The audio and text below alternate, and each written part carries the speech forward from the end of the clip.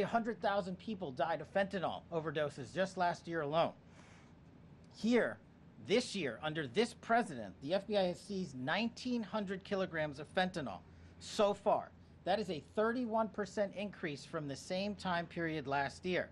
To put it in perspective, that's enough fentanyl to kill 127 million Americans. Fentanyl precursors are what makes up fentanyl.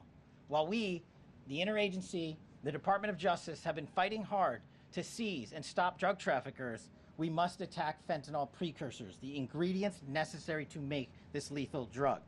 That was the sole purpose of my trip to China, to eliminate these precursors. And if successful, we would suffocate the drug trafficking organization's ability to manufacture fentanyl in places like Mexico. This was the first time an FBI director has been to China in over a decade and received the audience with his counterpart to address this matter directly. And again, thanks to President Trump's direct engagement with President Xi, the government of China committed fully to my engagement there on the ground in Beijing at a level never seen before. While at Ministry of Public Security headquarters, I met with my counterpart at MPS, where the Chinese government agreed on a plan to stop fentanyl precursors. What does that mean? The People's Republic of China has fully designated and listed all 13 precursors utilized to make fentanyl. Furthermore, they have agreed to control 7 chemical subsidiaries that are also utilized to produce this lethal drug. Effective immediately, essentially, President Trump has shut off the pipeline that creates fentanyl that kills tens of thousands of Americans. These substances are now banned, and they will no longer be utilized by the Mexican drug trafficking organizations or any other DTOs around the world to make this drug.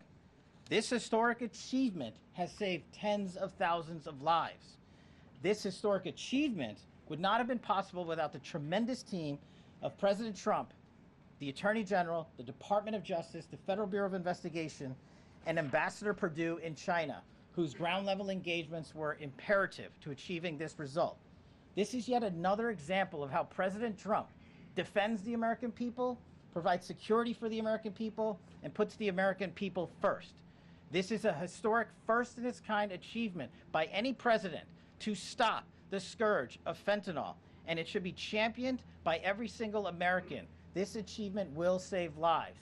We are thankful for President Trump's steadfast leadership, and this FBI will fearlessly follow in his footsteps to ensure that this mission of safeguarding the American public is achieved every single day.